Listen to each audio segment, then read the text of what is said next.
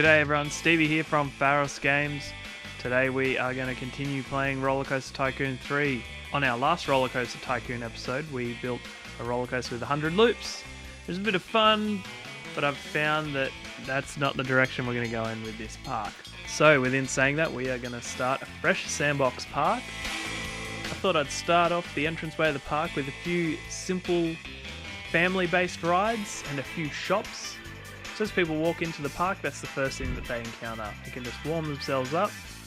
I'm going to be focusing quite a lot on the theming on this build. So this first section here will be more of a generic style theme park, one that you'd expect every day of the week. Put some information centers in here so people know where to go. So what I've built so far, I've just started off with the merry-go-round, spiral slide, a couple of information booths, a few nice fountains, and a bit of an entry food court at the start. Next up, I'm going to add some trim to our food courts, place some trees around, and other pieces of detail, including some statues and other scenery items.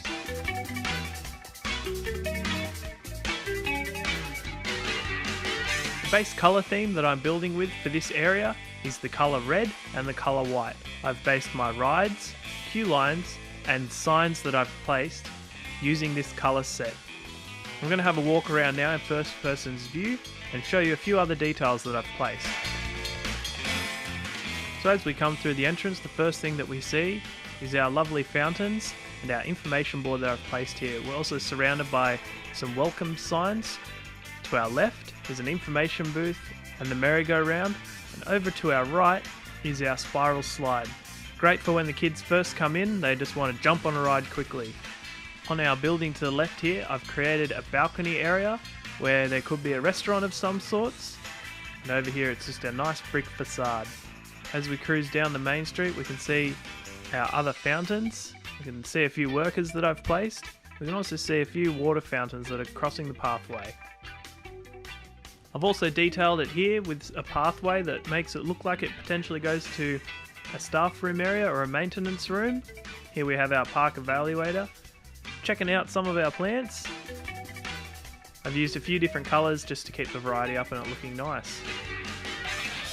Hopping back into my build camera view, we can see an overview of what we've built so far. Something I take great care of is what it looks like during nighttime. I'll just change to nighttime now. As you can see, we have all our trees nicely lit. There is the option to place lamps either on pathways or on grass.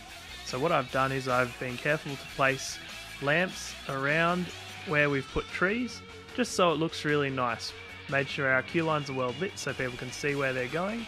I've also selected lights on the rides to match the similar theming throughout that section of the park. Often when I am placing my trees, I do this at night time just so I can see how it's going to look. I like to layer it with nice different colours, different sizes, just so we get some nice textures. It's also really cool, as we can see over here, that as I place trees near the boundary of the park, the computer automatically generates and places some outside the boundaries. The final touch I'm going to make in this episode to Main Street is building the base station for our mini railway, which will transport guests around the parks to the different themed areas which we'll make over the next few episodes. I'm going to begin by making sure I'm building in the correct theming, so that matches the area that we're in. Again, our red and white. Additionally, I'm going to build a pathway over the top of the main station for this train. I've now built the base area where my trains will begin, and also the pathway over the top.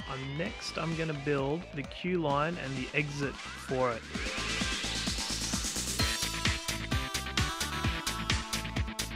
I've now finished the queue line, the station and the exit line, as well as the pathway over the top for our mini railway, which will transport people around the park. Finally, I'm going to add some trim to the station.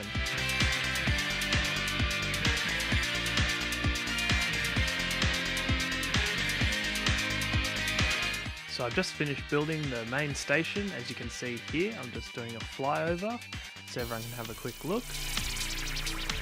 The next step in the process is just to start adding the details. So I'm going to start doing some plants and some scenery around the station.